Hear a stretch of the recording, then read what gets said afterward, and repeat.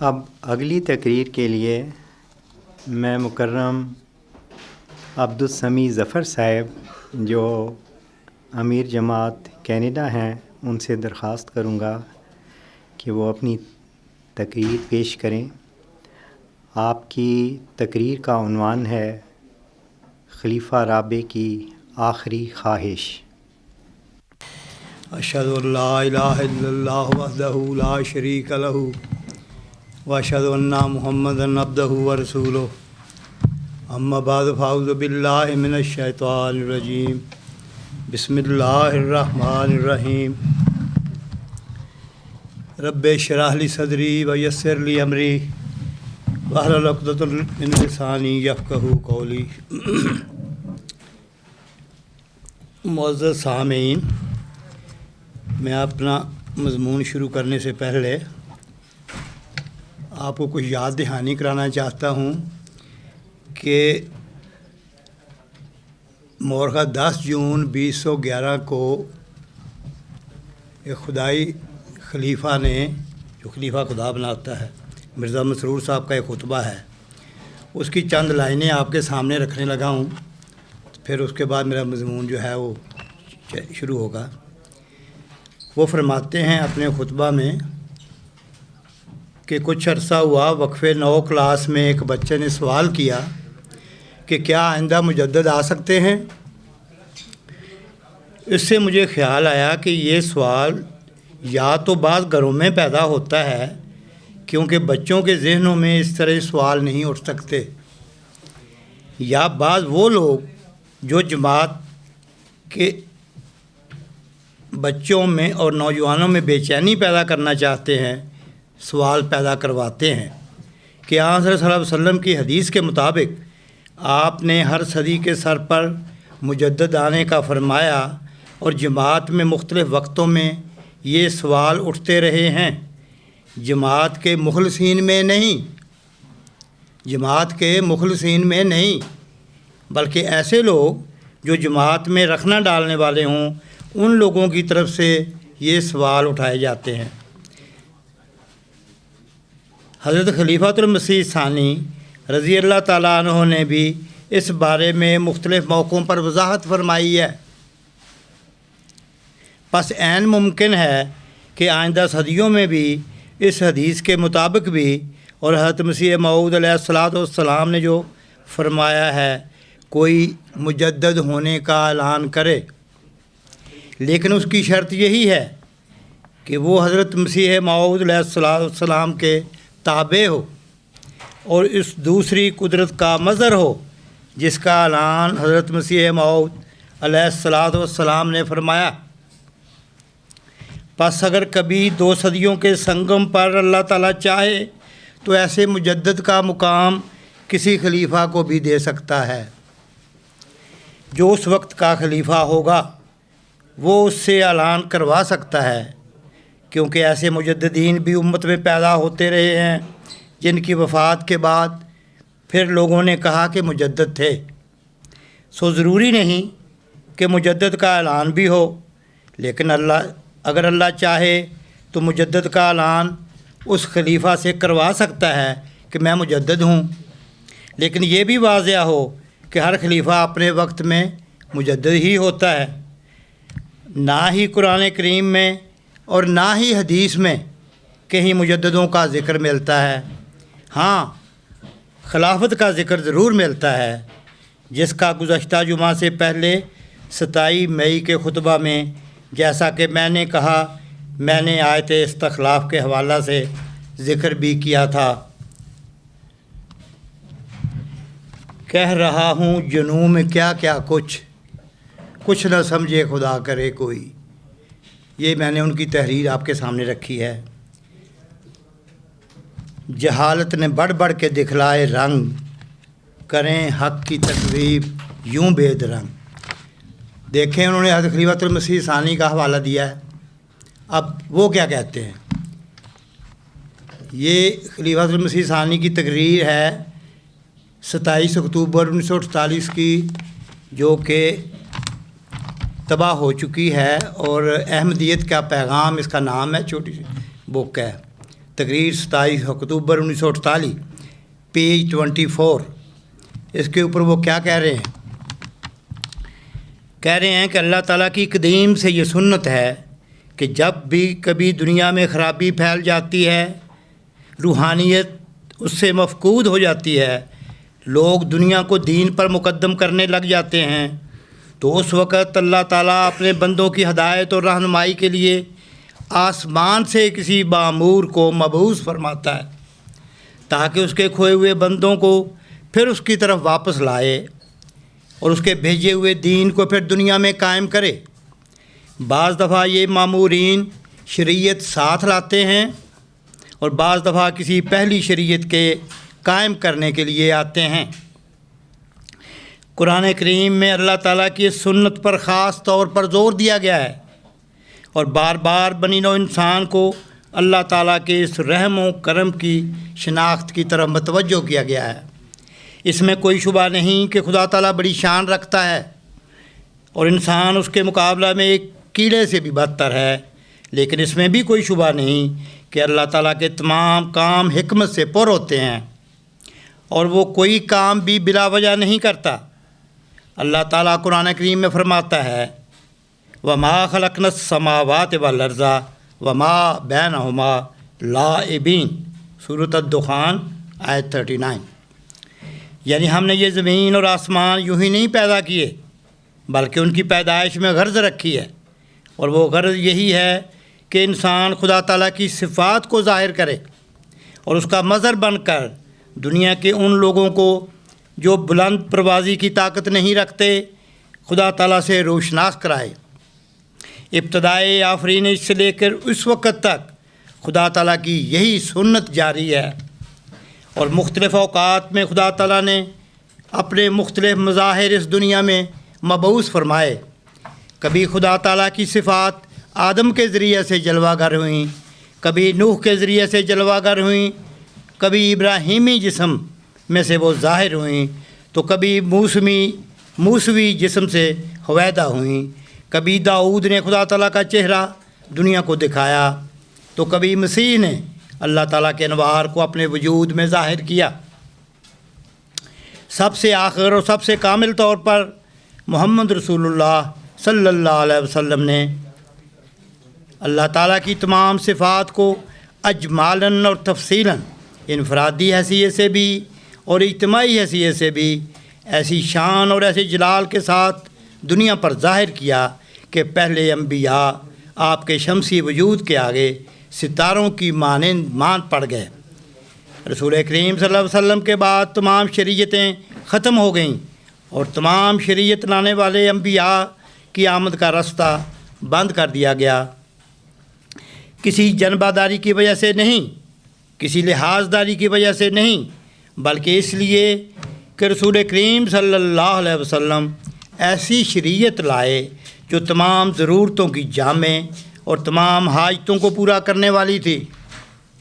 جو چیز خدا تعالیٰ کی طرف سے آنے والی تھی وہ تو پوری ہو گئی، لیکن بندوں کے متعلق کوئی ضمانت نہیں تھی کہ وہ صحیح رستہ کو نہیں چھوڑیں گے اور اس سچی تعلیم کو نہیں بھولیں گے، بلکہ قرآن کریم میں اللہ تعالیٰ نے صاف فرمایا تھا کہ یدبر الامر من السماء الی الارض ثم یرجع الیہ فی یوم کان مقدارہ الف سنۃ مما تعدون، یعنی اللہ تعالیٰ اپنے اس آخری کلام اور اپنی اس آخری شریعت کو آسمان سے زمین پر قائم کر دے گا، اور لوگوں کی مخالفت اس کے رستہ میں روک نہیں بنے گی، مگر پھر ایک عرصہ کے بعد یہ کلام آسمان پر چڑھنا شروع ہو گیا اور 1000 سال میں یہ دنیا سے اٹھ جائے گا۔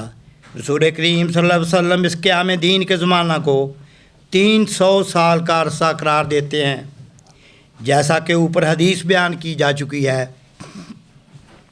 اور قرآن کریم بھی الف لام میم را کے ذریعہ سے 271 سال کا عرصہ اس زمانہ کو قرار دیتا ہے۔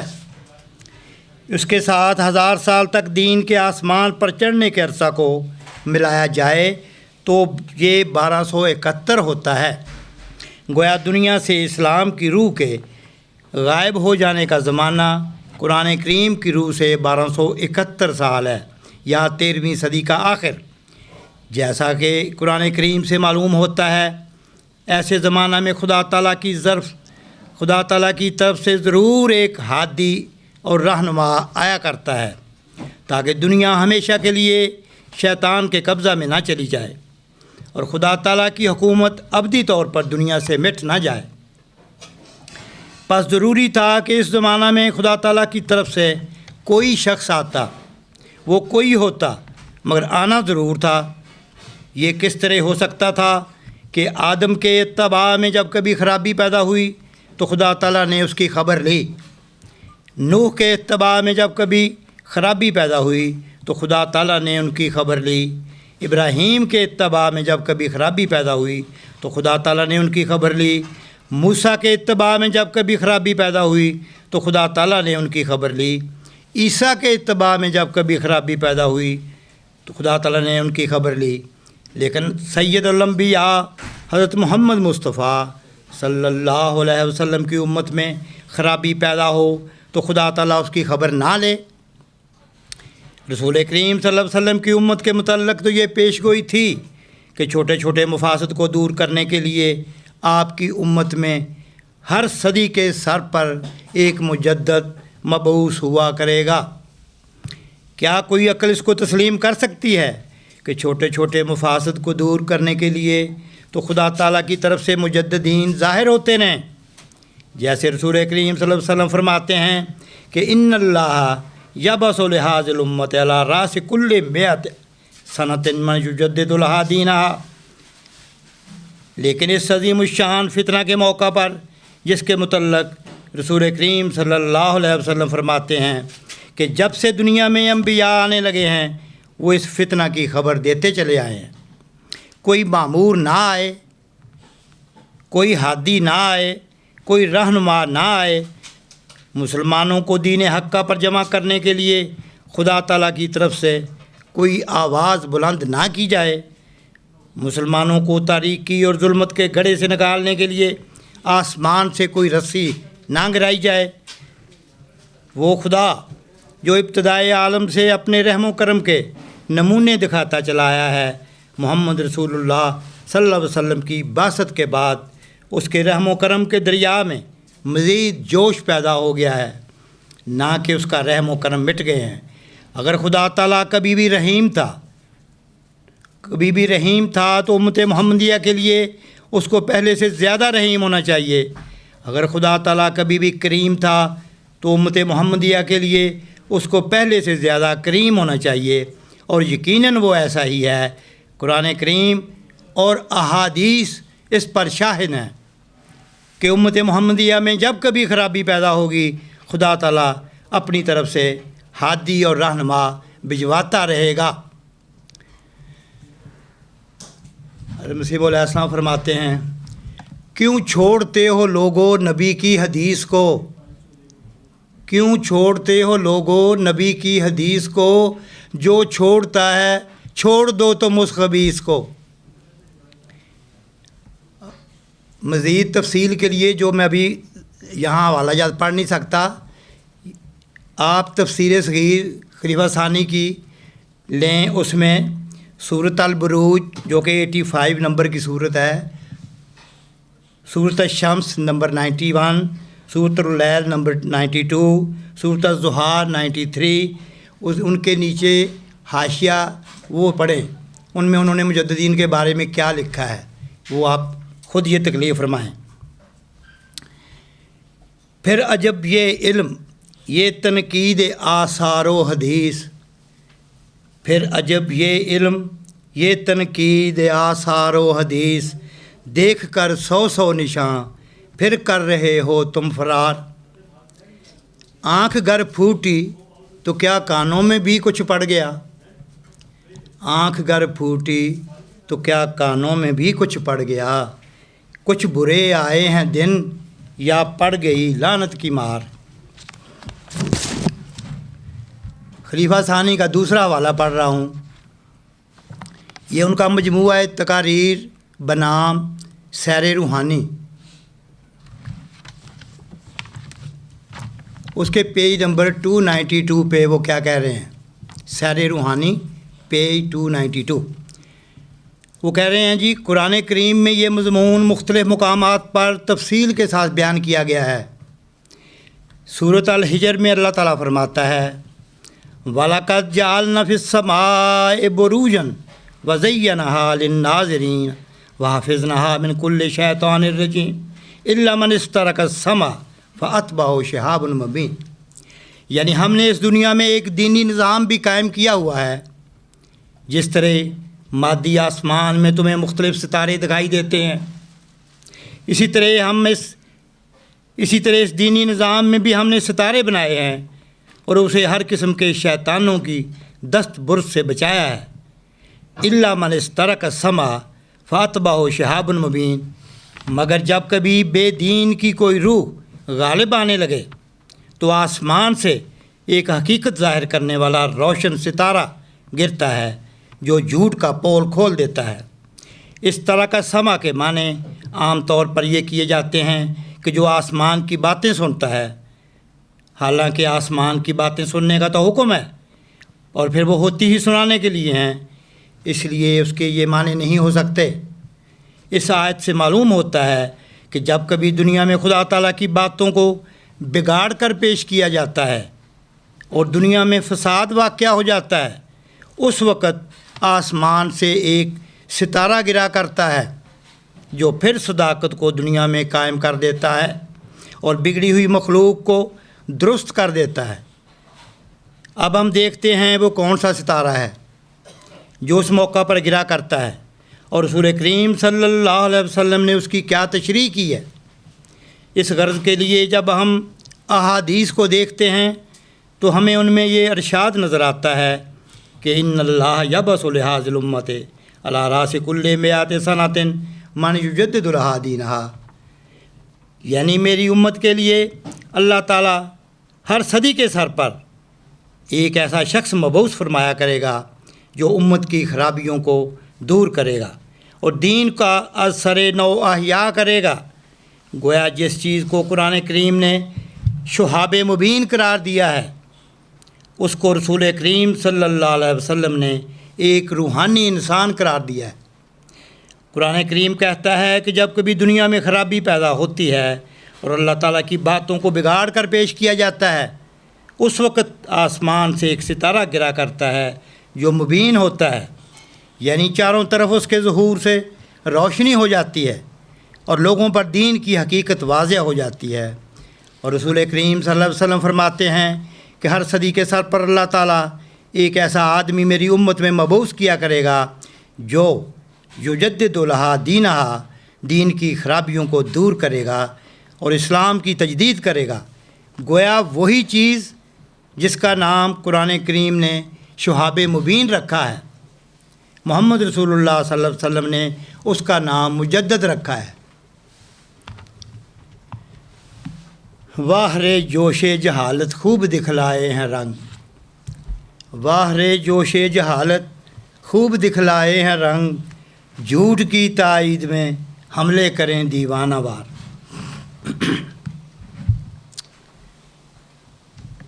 حضرت بانی سلسلہ عالیہ احمدیہ کا دعویٰ، حضور تحریر فرماتے ہیں حضرت امام مہدی علیہ السلام جب 13ویں صدی کا آخر ہوا اور 14ویں صدی کا ظہور ہونے لگا تو اللہ تعالیٰ نے الہام کے ذریعے مجھے خبر دی کہ تو اس صدی کا مجدد ہے۔ کتاب البریہ صفحہ 168۔ مگر ہمارے خلیفہ صاحب فرماتے ہیں کہ قرآن و حدیث میں مجدد کا ذکر نہیں۔ اے مولویو کچھ تو کرو خوف خدا کا، اے مولویو کچھ تو کرو خوف خدا کا، کیا تم نے سنا تک بھی نہیں نام حیا کا؟ کیا تم کو نہیں خوف رہا روز جزا کا؟ یوں سامنا کرتے ہو جو محبوب خدا کا، لکھ کر تم ہی دیتے ہو خلیفہ کو یہ خطبے، لکھ کر تم ہی دیتے ہو خلیفہ کو یہ خطبے، ورنہ تو حقیقت میں وہ جاہل ہے نراسا۔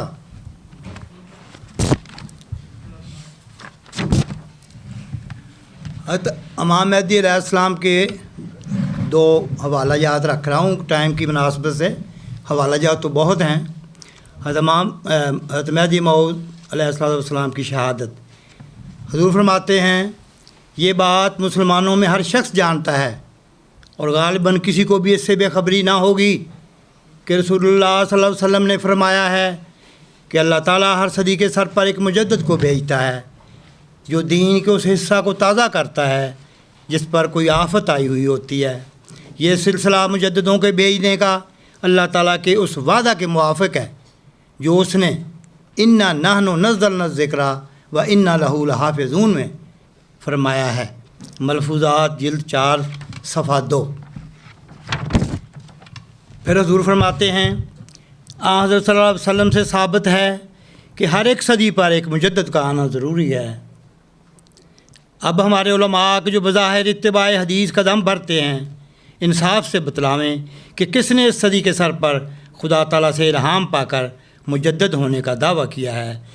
یوں تو ہمیشہ دین کی تجدید ہو رہی ہے مگر حدیث کا تو یہ منشا ہے کہ وہ مجدد خدا تعالیٰ کی طرف سے آئے گا، یعنی علوم الدنیا و آیات سماویہ کے ساتھ. ازالہ اوہام روحانی خزائن جلد 3 صفحہ 178-179. جاننا چاہیے کہ اگرچہ عام طور پر رسول اللہ صلی اللہ علیہ وسلم کی طرف سے یہ حدیث صحیح ثابت ہو چکی ہے کہ خدا تعالیٰ اس امت کی اصلاح کے لیے ہر ایک صدی پر ایسا مجدد مبعوث کرتا رہے گا جو اس کے دین کو نیا کرے گا.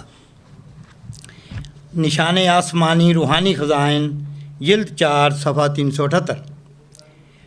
الف لام را کے لفظ را سے پتہ لگتا ہے کہ یہ لفظ مجددوں اور مرسلوں کے سلسلہ جاریہ کی طرف اشارہ کرتا ہے جو قیامت تک جاری ہے. ملفوظات جلد 1 صفحہ 345. مندرجہ بالا فرمودات حضرت مسیح موعود میں آپ نے سورۃ الفاتحہ کے علاوہ دیگر آیات قرآنی کا ذکر فرمایا ہے کہ ان میں مرسلین، مجددین اور امتی انبیاء کے نزول کا ذکر ہے. بلکہ 5 وقتہ نمازوں میں اس نعمت کے نزول کے لیے دعائیں کی جاتی ہیں. اس قدر واضح اظہار کے بعد اگر کوئی احمدی یہ کہے کہ مجددین کے نزول کا قرآن میں کوئی ذکر نہیں تو یہ قول تعلیم مسیح موعود سے انحراف ہے. اے مکذب کوئی اس تکذیب کا ہے انتہا. اے مکذب کوئی اس تکذیب کا ہے انتہا. کب تلک تو خوئے شیطاں کو کرے گا اختیار. ناز مت کر اپنے ایمان پہ کہ یہ ایمان نہیں. ناز مت کر اپنے ایمان پر کہ یہ ایمان نہیں. اس کو ہیرا مت گما کر یہ ہے سنگ کوہسار. پیٹنا ہوگا 2 ہاتھوں سے کہ ہے مر گئے. پیٹنا ہوگا 2 ہاتھوں سے کہ ہے مر گئے. جب کہ ایمان کے تمہارے گند ہوں گے آشکار. ہے یہ گھر گرنے پہ اے مغرور لے جلدی خبر. ہے یہ گھر گرنے پہ اے مغرور لے جلدی خبر تا نہ دب جائیں تیرے اہل و عیال و رشتہ دار. جماعت احمدیہ کے ایک نہایت برگزیدہ صاحب الہام و کشف بزرگ حضرت مولانا غلام رسول راجے کی صاحب رضی اللہ تعالیٰ عنہ اپنی سوان حیات قدسی میں فرماتے ہیں ایک دفعہ خاکسار مسجد احمدیہ پشاور میں قرآن کریم کا درس دے رہا تھا کہ ایک صاحب نے سوال کیا کہ کاف والقرآن المجید کا کیا مطلب ہے اور کاف کا قرآن مجید سے کیا تعلق ہے. اس وقت معان میرے دل میں القاع ہوا کہ ابجد کے حساب سے کاف کے 100 عدد ہوتے ہیں اور اس آیت سے اس کی طرف بھی اشارہ کیا گیا ہے کہ ہر 100 سال کے بعد یعنی صدی کے سر پر اللہ تعالیٰ تجدید دین کا ایسا سلسلہ جاری کرے گا جس سے قرآن کی مجد اور بزرگی ظاہر ہوگی اور ہر 100 سال کے بعد کامل مجددین کے ذریعہ اللہ تعالیٰ ایسے نشانات اور معجزات اور نئے علوم ظاہر کرے گا جو قرآن کی شان کو بلند کرنے والے ہوں گے اور یہ سلسلہ قیامت تک ممتد ہوگا. حیات قدسی حصہ 5 صفحہ 162. حضرت خلیفۃ المسیح اول رضی اللہ تعالیٰ عنہ سورۃ سجدہ آیت 24 اور 25 کی تفسیر میں فرماتے ہیں جعلنا منہم سے ظاہر ہے کہ امت محمدی میں بھی ایسے لوگ ہوں گے جو خدا سے الہام پا کر ہادی و امام بنیں گے۔ ایسے لوگوں کی شناخت کے لیے ہمارے واسطے کوئی اتنی مشکل نہیں، کیونکہ پہلے اولیاء و انبیاء کے نمونے موجود ہیں، ان کے حالات ہم تک پہنچے ہیں۔ اسی منہاج پر ان کو پرکھ لیا جائے کس طرح غریب آدمی ان کے سلسلے میں شامل ہوتے ہیں اور آخر وہ احمد اور کفر پر غالب آتے ہیں، اور ان کی تعلیم اصولی طور پر تمام اولیاء سابقین سے ملتی ہے۔ جس طریق پر ایک راست باز کو مانا اسی طریق پر دوسرے کو مان لیں۔ آخر انسان اپنی ماں کو بھی ولادت کے معاملہ میں صرف اسی کی شہادت پر راست باز یقین کرتا ہے۔ ضمیمہ اخبار بدر قادیان 1 ستمبر 10، حقائق الفرقان جلد 3 صفحہ 385 اور تا 386، سورۃ طٰہٰ آیت 135، خلیفۃ المسیح اول کی تفسیر۔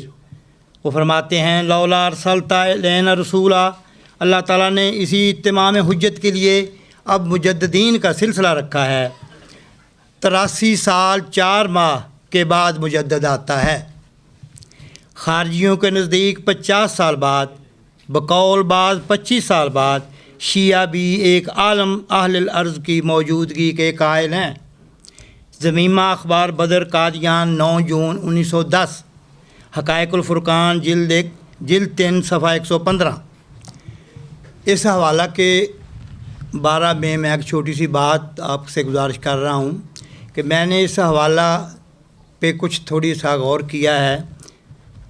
اس میں نے دیکھا ہے کہ اگر یہ جو خلیفۃ المسیح اول نے تاریخ بیان کی ہے 83 سال 4 ماہ کی، اگر اس تاریخ کو حضرت امام مہدی علیہ السلام کی تاریخ وفات میں جمع کیا جائے تو 1992 کی تاریخ میں ہمیں ملتی ہے۔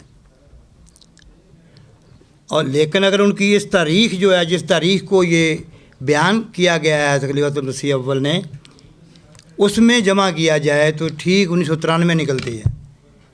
اب 1993 کو حضرت جمبا صاحب کے ساتھ خاص نسبت ہے، وہ ہمیں سب کو اس بات کا پتہ ہے کہ اپریل 1993 میں انہوں نے خلیفہ رابع صاحب کے سامنے اپنا دعویٰ جو ہے رکھا تھا۔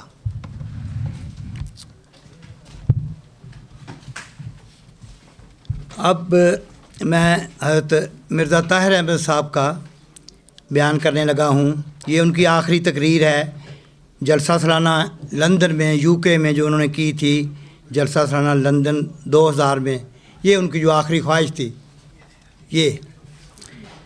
وہ یہ بیان کرتے ہیں اپنی تقریر میں کہ مذکورہ نشانات صداقت میں حضرت اقدس مسیح موعود علیہ الصلوۃ والسلام نے ایک وعدہ کا بھی ذکر فرمایا ہے۔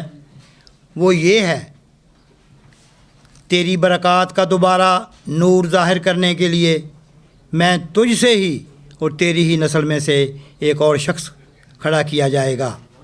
تحفہ گولرویہ صفحہ 181 182۔ میری عاجزانہ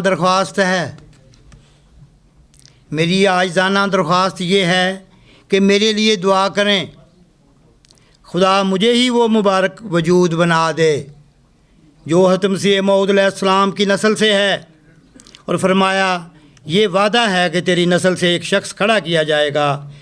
اس دعا نے مجھے بہت دردناک کر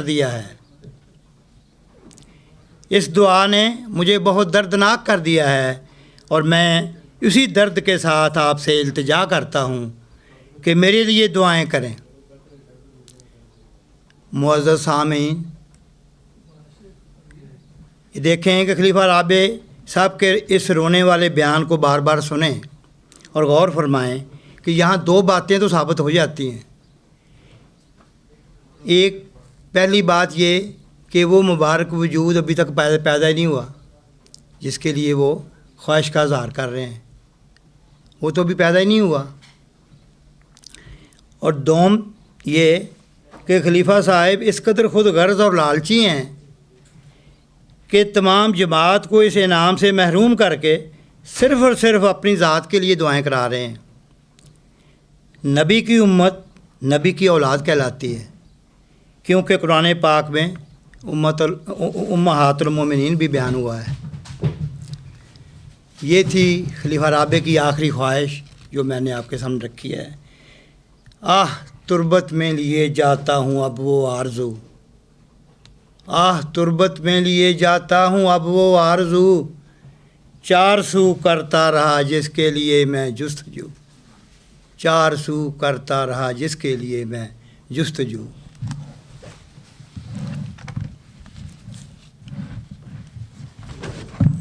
السلام علیکم ورحمۃ اللہ وبرکاتہ۔